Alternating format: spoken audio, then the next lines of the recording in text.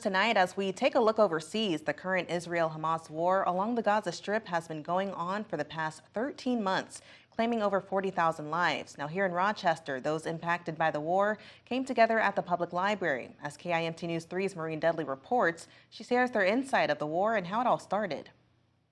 Bob Gunin, a Jewish man, met Ashraf Ashgar, a Palestinian man, at a rally. After talking, they discovered they had a lot more in common than they knew. With their unique perspectives on the Israel-Hamas war, they decided to help the public better understand the historical context behind the conflict. I'm hoping people can understand the history of the crisis over there in Palestine.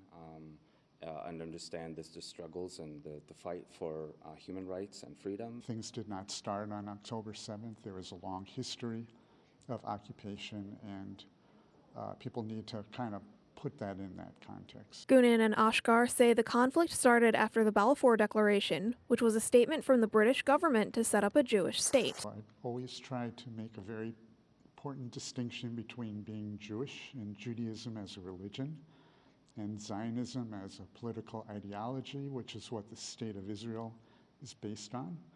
And it is a settler colonial ideology. According to Gunin, after World War II ended, the State of Israel was created by the UN, despite the area already being inhabited by Palestinians. There was a massive violent ethnic cleansing in 1947-48, and we are seeing a repeat of that today, especially right now in northern Gaza.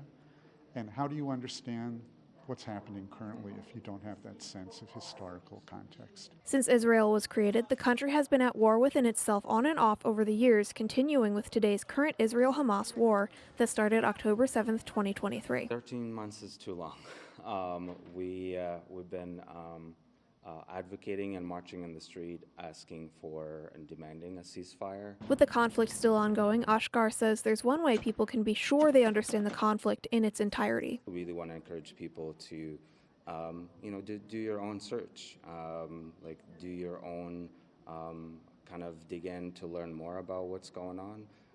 And pay strong attention to it. He says this would be the most impactful and informed way to move forward toward understanding the conflict and create less division between the two groups at war. In Rochester, Maureen Dudley, KIMT News 3. And the two men said that one possible solution given to the war is to turn Israel into two states, with Palestine taking over the West Bank and Gaza and Jerusalem being split between the two countries.